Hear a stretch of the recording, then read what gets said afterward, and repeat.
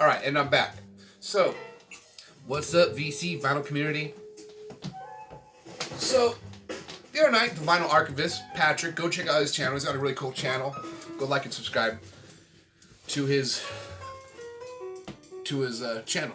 I think I just said channel 3 times now, 4 times. But he does a live stream where he's just like a DJ. It reminds me kind of like an old school, like how DJ would be back in the days. He hangs out and he streams. He takes requests on songs you might want to hear, and you got people chiming in on the comment threads. And anyway, it's really cool. People mention other bands. You might hear a song you hear a band you might not have heard of, or hear a band you forgot of, and that they played. I never forget about any band I'm into. And last night he was spinning some vinyl, and he was spinning Power Windows. They was playing Power Windows by Rush, and I kind of realized, well, so let's rewind here. So inside the vinyl community, there's kind of like a Beatles community inside the vinyl community, because there's some big time Beatles fans in the vinyl community, which is awesome. And it's cool to see that the Beatles don't lose the relevance. Like they just keep getting. I feel like it's crazy that I feel like I'm sure they've always been huge, but like it's crazy like Beatlemania. That shit's still happening now, right now. So that's fucking awesome. When I was a kid, I was all, my ears were very limited at a young age. I loved like Jethro Tull. I loved Rush. I loved Primus. I loved Nirvana. But I wasn't really heavily into the Beatles, even though if some of their songs came on, I liked them, because you couldn't deny a good song, you know what I mean? But I wasn't like, I didn't know the importance of the Beatles as a little kid, but my dad, being how cool he was, he did. He was born in 1950, so that's that age group that got to, experience the Beatles. And he got me Sgt. Pepper's Lonely Hearts Club's Band. He got me the CD once. And I'm like, what's this for? And about this time I was probably middle school, at least. And he's like, this album's just really important, because he's like, I know you listen to a lot of different stuff. He's like, but this one the Beatles, changed it up. It's like had a lot of horns. Anyways, he was just saying this album, he's like, I know you even like punk. He's like, you'll hear a little bit of a punk influence inside this old Beatles album. You know what I mean? And I'm like, what? And I could, you know what I mean? And so, but my point is, inside the vinyl community, the Beatles are heavily, there's a cult within the vinyl community of Beatle crew, which is awesome. So, but I'm starting to realize there's also kind of like a Rush cult inside the vinyl community. It's kind of like, I don't know if they're afraid to admit they love Rush.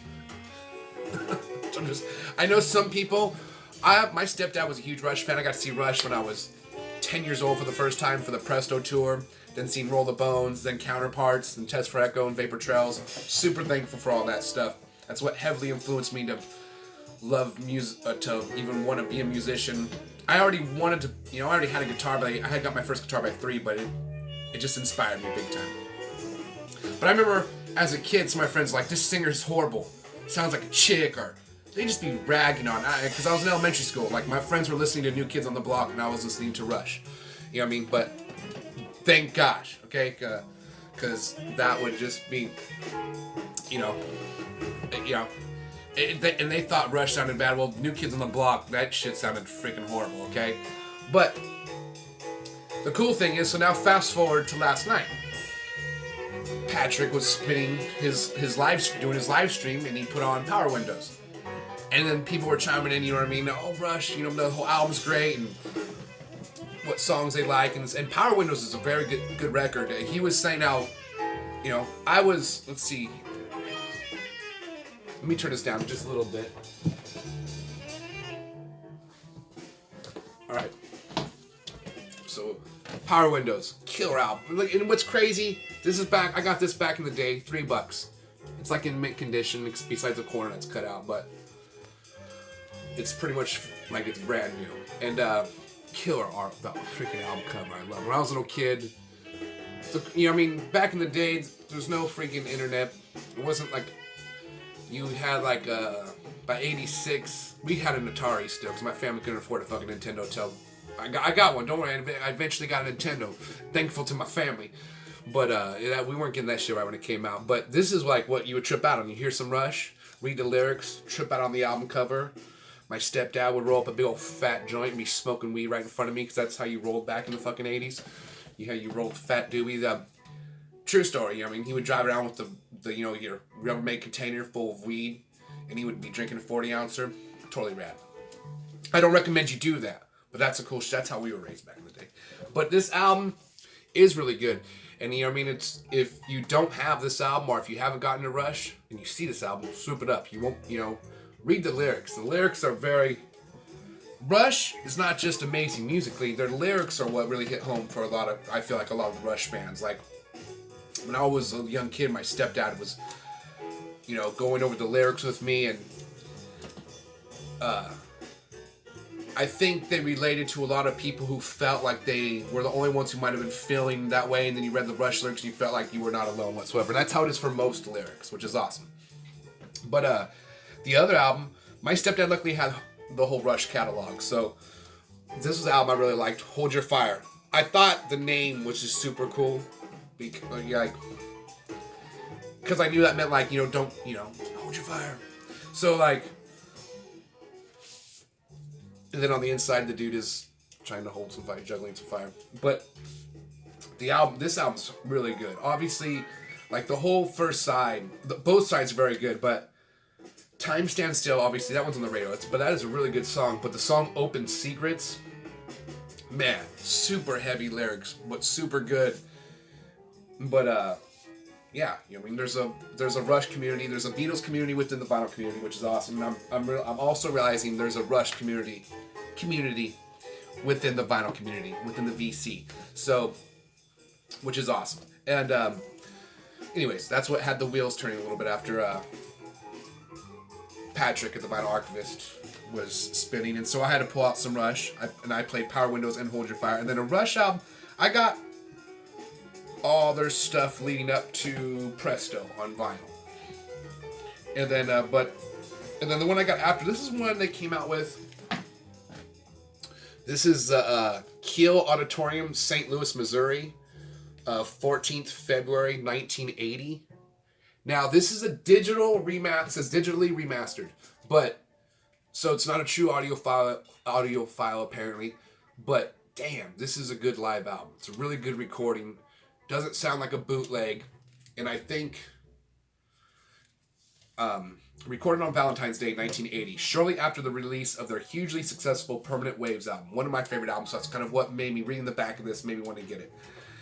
And this tight and forceful live set captures a long-lived Canadian trio at their progressive best, presented in a superb fidelity. It showcases several of their best love songs and comes complete with background notes and rare images. So anyways, the set list is crazy good though. Also, they start off with 2112, all of 2112, By Tor and the Snow Dog. Side 2, they do Xanadu and the Spirit of Radio. Side 3, they do Natural Science, Beneath, Between, Behind. Then they do Working Man. Then they do Anthem. And then Side 4, Bastille Day, In the Mood, and La Villa Stringato. So, if you're a Rush fan, you don't have this one, swoop this up. And it's not, you can get this for it's cheap. It's not expensive. It was overpriced. And it is a double LP. The records it felt like they're 180 gram, high quality. Anyway, definitely worth getting. So, that's my Rush rant. I do want to get that Permanent Waves box set of the anniversary. Comes with some live stuff in there. So, that'll be the next one I want to get. Even though I already have an original copy of Permanent Waves. And I did get, let's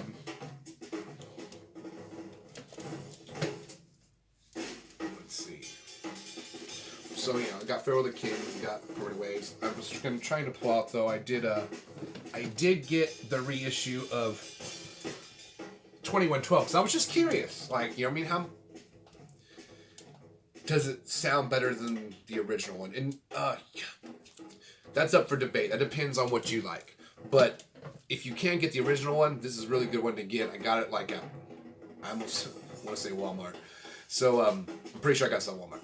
But it was worth it. The one thing I do recognize is I feel like this is the DMM, the Direct Metal Mastering. The drums sound possibly a little cleaner on this. But like on the original, I'll switch them up, but on the original, you can hear like reverb on the cowbell on little tiny things. And so vocals probably a little bit warmer. But still, I was impressed because it is a brand new copy, so the surface noise is real clean since it's brand new, and it's worth getting. And I'm such a big Rush fan. I'm kind of excited to have the reissues. I probably want to get every one, but like I want to get Permanent Waves. If I see another, if they put out a box set for like Farewell to Kings, maybe they already have and I don't know that, but I would swoop it up. But sorry, I thought I heard something out there. And I looked, both my dogs were right here, so I'm like, now I'm wondering like, what the fuck could that have been? I have like a bird feeder right here, so I'm thinking, oh, it's a squirrel in my bird feeder, like all upside down, like that. All my dogs gonna go.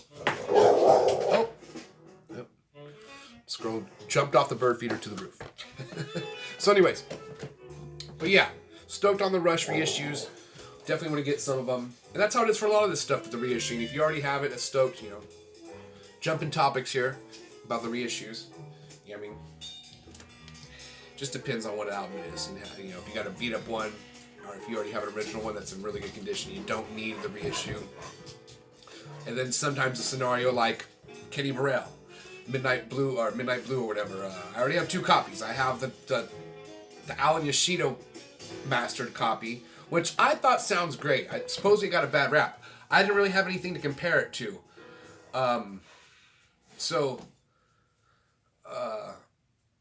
And I had a copy before that had like a weird scratch, but I'm pretty sure it was the same Alan Yoshida.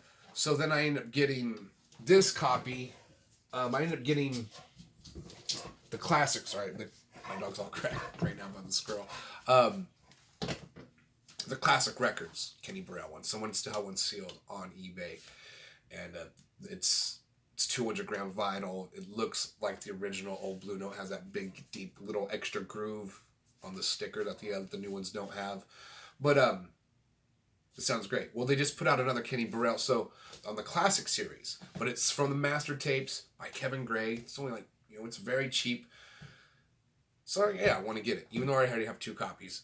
But I'm curious how this mix sounds because I really want to compare it to both these because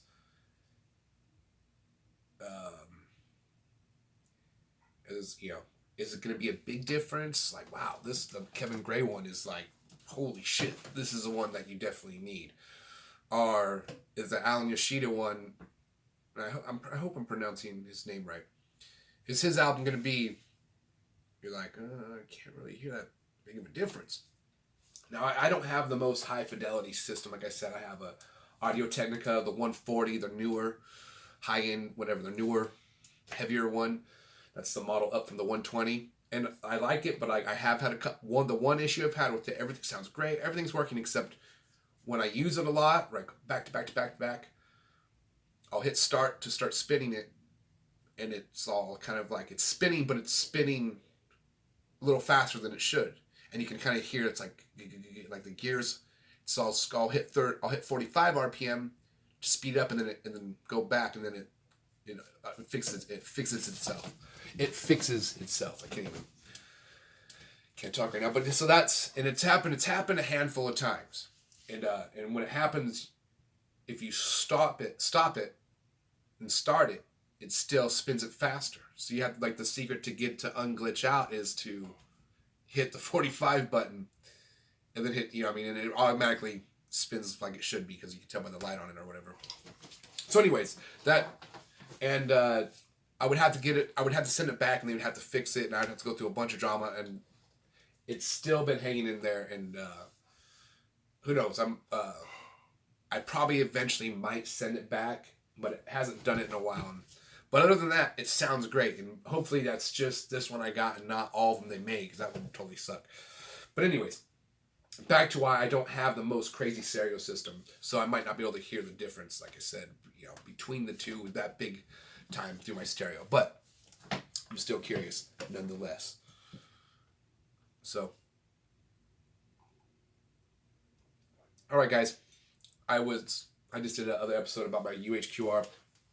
If you watched that, you already know what I said, and so yeah. But I wanted to talk about the Rush cult and the Beatles cult. All right, guys, like and subscribe if you enjoy my rant, my ramble rant, my vinyl rants. I don't even know what to call them anymore. But spin lots of vinyl. Throw some comments if you have any of these records I showed or whatever. And stay positive, and I'll see you next time. Bye.